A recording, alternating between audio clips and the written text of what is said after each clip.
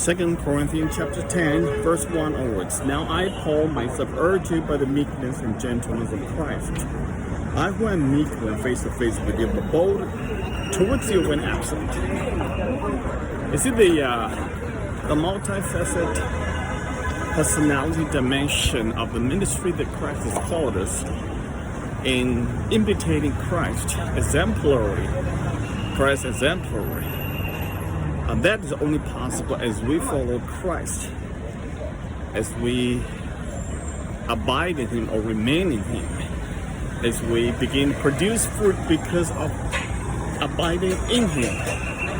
There's no other way we can do it without knowing Him and abiding in Him in a personal way. Okay, Paul is saying that by the meekness and gentleness of Christ, which is what most people love. Don't you love a meek Christ? A mild and meek, gentle Christ?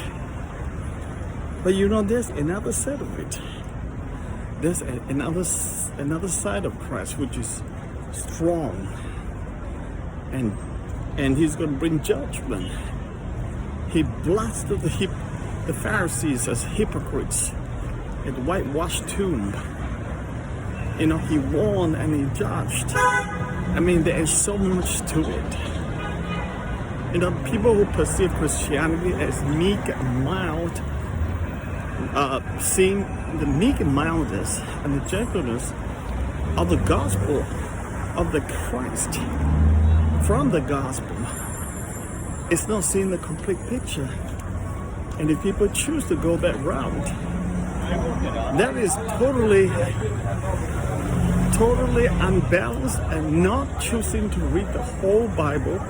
The book of Revelation is full of the wrath of God and the judgment of God. In fact, Jesus Himself talked about the wrath of God and poured out. He said, some city, if the message has been preached to you, the signs of what has been done before you have been performed in Sodom and Gomorrah, they would have repented.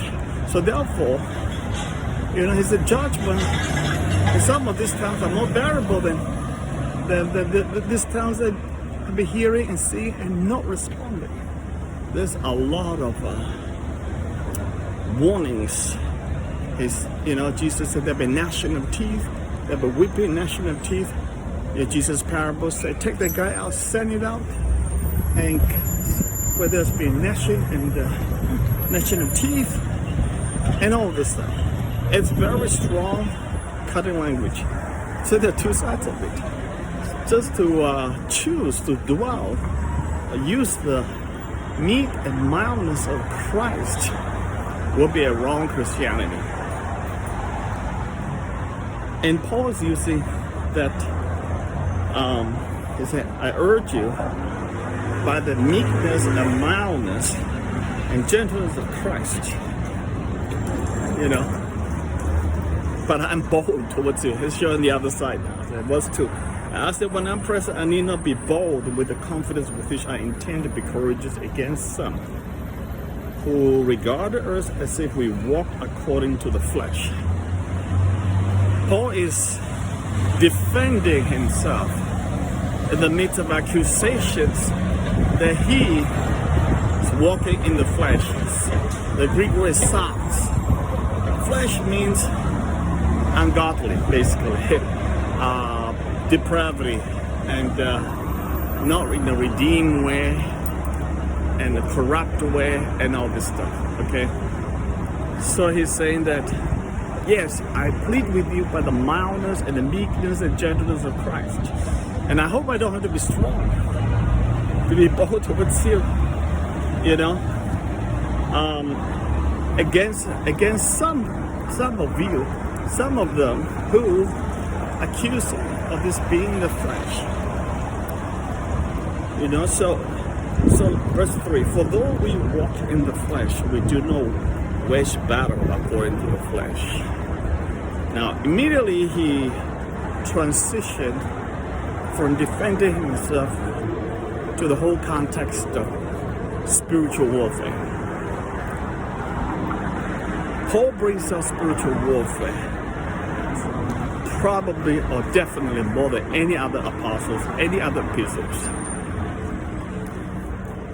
Apart from Christ,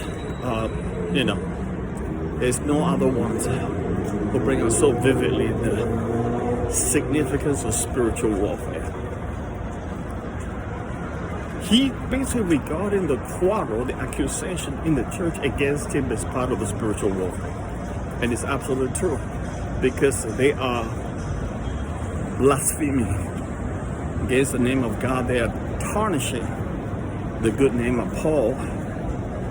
This is hurting because this is from the church within the church. This is in the Corinthian church, in the church.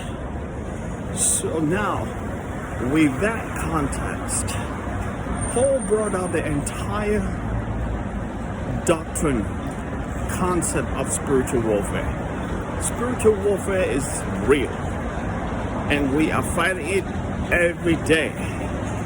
If you not already know that we have a spiritual enemy that's lurking behind like a roaring lion, waiting to devour somebody. If the enemy is hiding in the corner, waiting to devour you and I, to devour us, what do you think we are doing?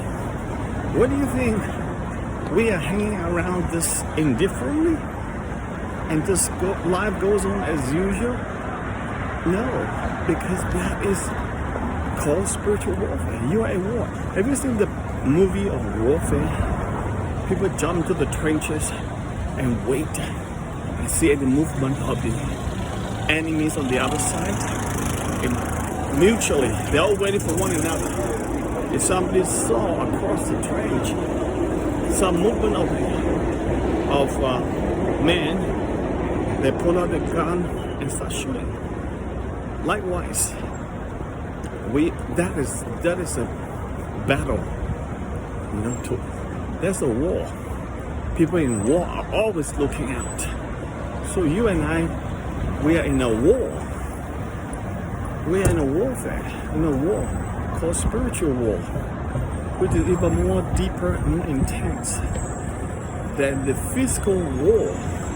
For instance, the war has been going on for years now between Ukraine and Russia, and it's still going on. Many thousands have been killed, sadly. But this war that Paul talked about is even more tragic. It's actually far more tragic if anybody falls in this war, but also it's far more triumphant. That war actually started in Genesis chapter 3. All right, that war was started by Satan putting the demonic seed thought unto Eve, and Eve desired the fruit by looking at the fruit, and she fell, and then she induced her husband to fall, and the husband being weak, Adam being weak, fell too. So this is what we got. That war is started right after that Jesus, the Lord prophesied the seed of the woman, which is Adam, shall crush the head of the seed of the serpent, which is Satan himself. And seed of the woman, seed of the serpent, will bruise the heel of the seed of the woman. Obviously, that is Satan bruising the heel of Jesus. Where did that happen? On the cross. You notice that the prophecy did not say anything more than just bruise, just hurt the heel of the seed of the woman, which is the Son of God, which is Son of God and Son of Man, Jesus Christ. So that's complete for you. So you can see that even from Genesis 3, the war has started. Warfare started well before anything. So we are now in a continuation of that war. Okay? So the question is, how do we fight that war? Verse 3, for though we walk in the flesh, we do not wage battle according to the flesh. For the weapons of warfare are not of the flesh, but divinely powerful for the destruction of fortresses or strongholds. Our weapons are not of the flesh. Flesh means human flesh, human power. But our weapons are divine power, right?